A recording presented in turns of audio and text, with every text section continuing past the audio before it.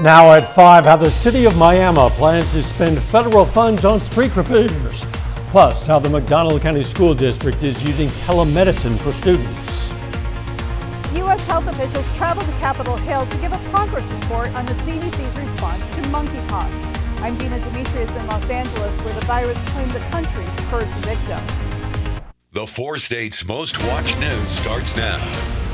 Authorities in Oklahoma say 2 people found dead last night in Delaware County were killed in a crash. This is KOAM News at 5. The bodies were found in a ditch near Highway 28 and 395 Road. Authorities initially said they'd found the bodies of a man and young boy, but now they've been identified as 22-year-old Shelby Black Fox of Oklahoma City and 46-year-old Ronald Hogshooter of Frederick, Oklahoma. The 2 were found near a car, and authorities believe they were ejected from that car in a single vehicle crash, though it's unclear what led to that crash. The city of Miami, Oklahoma is getting a more than $2 million grant to help with road improvements and other projects. After the city completed more than $580,000 in street projects last fiscal year, the city has budgeted a little more than $3.2 million for streets this fiscal year. The American Rescue Plan gives the city more than $2 million, much of which will be used for road projects. City Council has also approved using more than $371,000 from sales tax revenue for roads. The street department manager says the city's priority is the streets. This extra money in turn means a lot more work being done around the city, a lot of projects going on. I know it's a little bit of an inconvenience for some people to get around to their homes or businesses or stores. We're doing our very best so that we can continue to let traffic move in the direction it needs to move, but there are some times that we have to completely block the road off to do the actual repairs. Barger says there's a 5-year plan for completion of all repairs. McDonald County High School now has a telemedicine machine to make it easier for students to be seen by a doctor. Thanks to the machine, students won't have to miss school for a doctor's appointment, as it can now take place in the school nurse's office. A provider from Freeman's Neosho Hospital will be able to do a complete assessment of the student. Parents can also join in on the visit from their phones by opening a link sent to them. One of the barriers to service here in McDonald County can be the distance to a clinic or a provider, and now that clinic or provider is right here in school. So students don't have to miss school, have that counted against their attendance. Freeman Neosho hopes to have telemedicine units in all McDonald County campuses by the end of the year. Let's check in with Doug Heddy for a first look at the weather. Well, it's turned out to be another great day for us today. Mostly sunny skies across the region, few little clouds once you get out into our western counties. But we do actually have a wave building out toward the west that we got to keep our eyes on for some rain chances, which is definitely good news. Most of us are sitting into the mid 80s on the Missouri side, upper 80s to near 90 once you get out across Kansas. Oklahoma also sitting mainly into the mid 80s at this point in time. Through the evening, we drop back through the 80s, 70s, eventually down to about 62 later on tonight. So it's going to be another comfortable night. Increasing clouds, though, as we go through the overnight hours. Maybe a few showers Friday, and we could be talking about a heat wave as well. I'll give you those details here in just a bit. Catch you then. U.S. health officials traveled to Capitol Hill today to discuss the nation's response to the monkeypox outbreak. The hearing before the Senate Health Committee happened just days after a California resident with a compromised immune system died from the virus. Reporter Dina Demetrius has more. By every measure, the response from the Biden administration on monkeypox crisis has been a catastrophic failure. Senators on both sides of the aisle held nothing back as they grilled public health officials during a Senate hearing about the spread of monkeypox in the U.S. Too many missteps were made early on in the response, and a couple hundred cases turned into 21,000. Monkeypox is now in all 50 states. The CDC says while the spread of the virus is slowing down, there are still pockets of the country where cases are on the rise. We approach this news with cautious optimism, recognizing that we must continue to aggressively respond to with our entire toolkit, including vaccination, testing, and education about risk to inform behavior change. The CDC says it's increased the amount of tests to 80,000 per week. And so far, more than 540,000 vaccines have been administered, with millions more available. The U.S. response to monkeypox should in turn help to inform our response to the inevitable next emerging or re-emerging infectious disease of pandemic potential. You repeated each of the mistakes of the early days of the COVID response and the cultural arrogance from public health officials who are supposed to be at the forefront of our response let this country down again. The Senate hearing comes just days after the monkeypox virus claimed its first victim here in Los Angeles. The LA County Department of Public Health is not releasing any other information about the victim except to say that they had a severely weakened immune system. Dina Demetrius, CBS News, Los Angeles. The CDC director recently ordered an internal reorganization over the agency's COVID-19 response after a report found the CDC had become too rigid and bureaucratic to act quickly. Queen Elizabeth's coffin has arrived in Westminster Hall following a historic procession from Buckingham Palace this morning. Britain's new king led the solemn journey behind the horse-drawn gun carriage with his siblings and sons. The late monarch will lie in state until her funeral on Monday at Westminster Abbey. Still ahead, an investment for the future. President Biden hits the auto show in Detroit to announce a multi-million-dollar investment in chargers for electric vehicles. I'm Deborah Alfarone in Washington. We'll show you why battleground Michigan is a timely choice with control of Congress at stake. And next in Health Watch, what a new study shows about the benefits of multivitamins. Topping today's Health Watch, engineers have invented a wearable device that can measure when a tumor grows in size. The technology, developed at Stanford University, would provide an easier and less invasive way to detect whether cancer treatment drugs are working. The device is made of a skin-like polymer with gold circuitry and can adhere to human skin. A study of rats found excessive exposure to smartphones and tablets could alter hormone levels and cause early onset puberty. The European Society for Pediatric Endocrinology found blue light from phones and tablets causes hormone imbalances in female rats.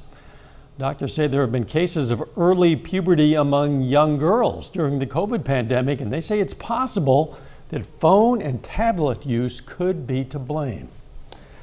New research suggests a daily multivitamin supplement could possibly improve cognition in older adults.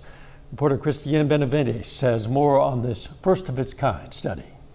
Diane Lowe is healthy and active. At age 79, she's an avid skier and walks 5 miles a day. When she heard about a study testing whether a multivitamin could improve her brain health, she wanted to take part.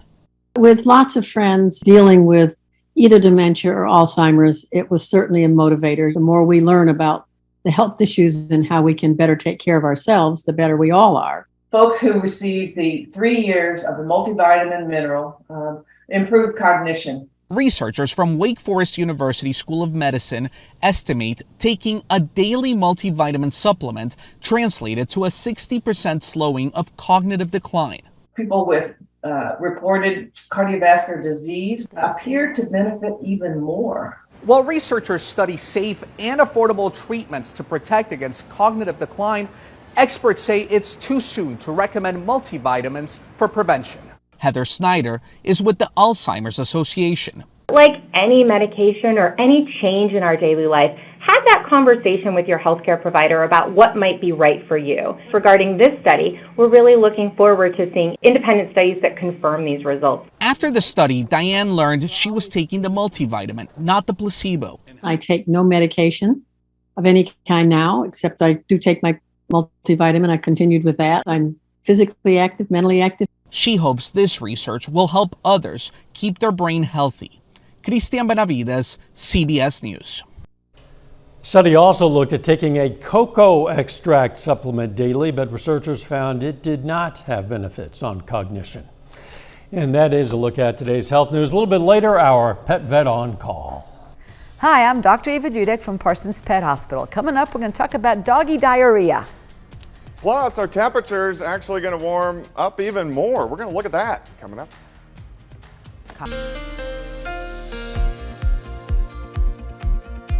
Well, it definitely turned out to be another nice day for us today. Temperatures most of the day were into the mid to upper 80s to near 90 degrees across the region. Clear skies as well as we've worked through the daytime hours. That's what we have outside right now. Indigo Sky Casino and Resort, of course, Seneca, Missouri. As we go through the evening, we're going to continue to see the clear skies, much like we've seen over the past several days. Temperatures mainly mid 80s.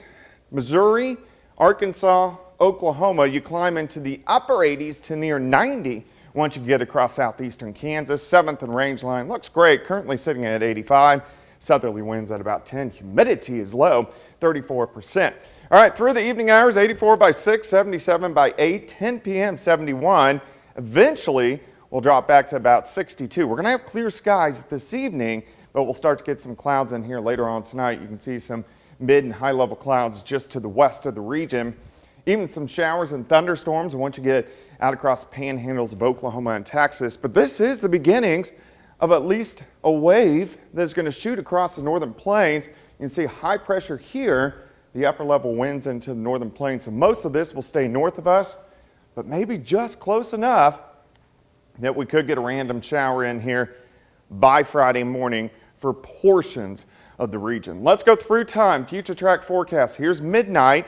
We look good sitting into the upper 60s. Watch the clouds increase. So by morning, we're going to have partly to mostly cloudy skies. These are most likely going to be very thin clouds, so you'll see the sunshine through the clouds.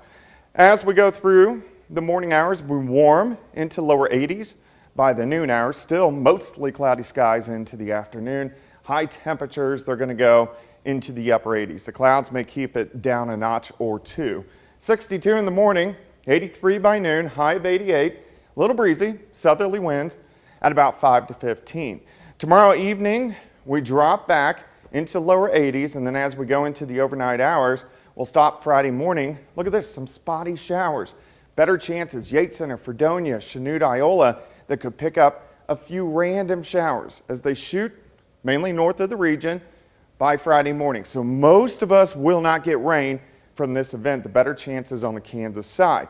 As we get into Friday afternoon, hot again, near 90. And then as we go into Friday evening, high school football weather again. Most of us sitting into lower 80s by the time the games will start to kick off. Now, if we go down the road, may have a little bit of a problem here that most people aren't going to want to see. Mid 90s on Sunday, upper 90s on Monday. On Tuesday, much of the same. We may press 100 degrees as we go into the middle of next week. 88 tomorrow, 89 Friday, morning shower. The weekend looks good, 91 Saturday, 95 Sunday, 97, Monday 98 on Tuesday. So it really starts to climb, and then we'll get a cold front in here next Friday. So a big shift where we really cool down next Friday and Saturday. I guess so. A high of 77. Yeah, that's up there. About a week. Yeah. Thanks, Dad. Coming up, a federal investment in electric vehicle charging stations. First, though, we honor a local veteran. Robert Murphy served in the U.S. Navy from 1968 to 1970. Pittsburgh native was stationed in Vietnam, and we salute second-class Petty Officer Robert Murphy, a four-state hero. Topping today's Consumer Watch, the United States labor force is still about 1% below its February 2020 level, according to the Bureau of Labor Statistics. And now data suggests the COVID-19 pandemic is one of the main reasons for the ongoing labor shortage. According to a National Bureau of Economic Research working paper, specifically Americans getting sick with COVID made the labor force shrink by 500,000 people. The authors say that may be due to older workers who got sick with COVID being forced to retire. President Biden hit the road today at the North American International Auto Show in Detroit. The president pushed his plans for a multi-million-dollar investment in electric vehicle chargers in 35 states. It's funded by the Bipartisan Infrastructure Law. And as Deborah Alfarone reports, the president is highlighting his legislative wins just 8 weeks away from November's midterm elections.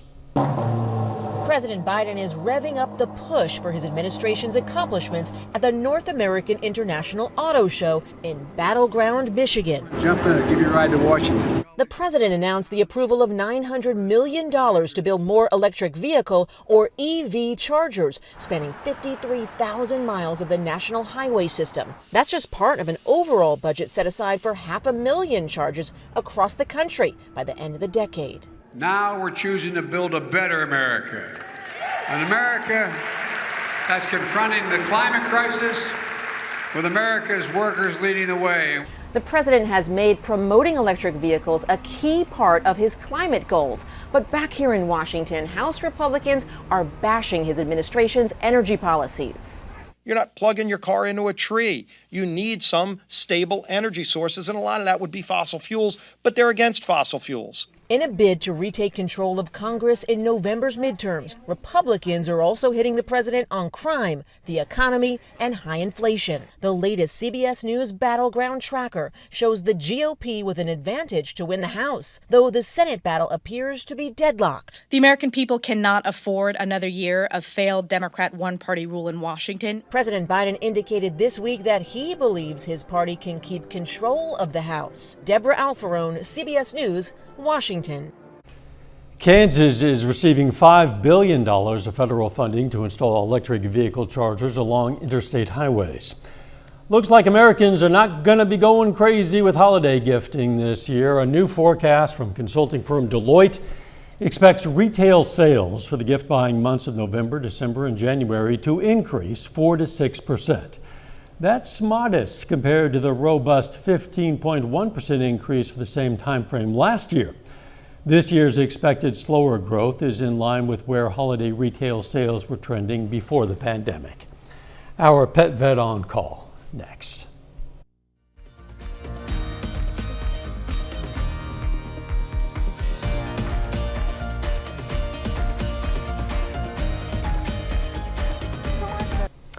Up next on the CBS Evening News, Treasury Secretary Janet Yellen talks about when inflation might ease. Then on KOAM News at 6, a Southwest Missouri woman is sentenced to prison for a wire fraud scheme. Plus, how this year's drought has impacted local pumpkin patches. And we're going to hear from the Missouri Southern Lions as they look to win 2 in a row this weekend against Central Oklahoma. Stay with us for the CBS Evening News and then KOAM News at 6.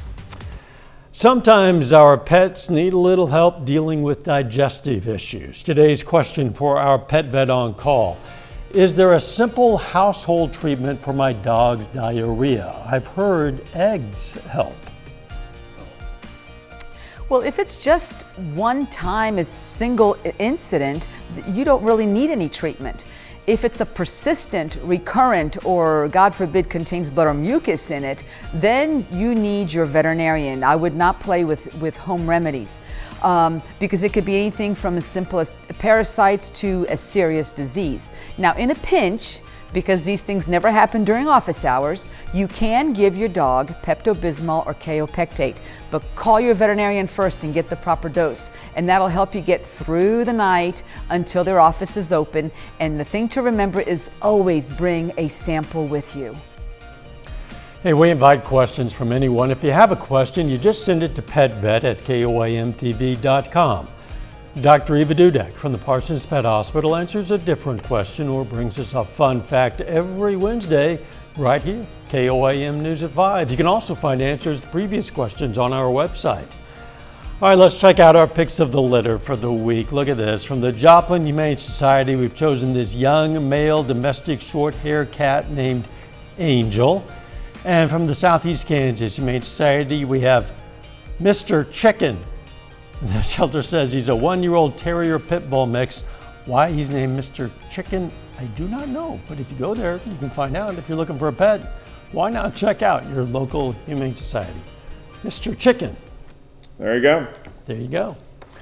It's going to be hot for the next, week anyway. Yeah, tomorrow, very similar to what we saw today. But we are going to have a lot of clouds. We could get a random shower in here Friday morning, mainly on the Kansas side, and then mainly dry and really heating up through the weekend and next week. Thanks for joining us. The CBS Evening News is next. And of course, we're going to be right back here for KOAM News at 6. See you then. Let's make it a great evening.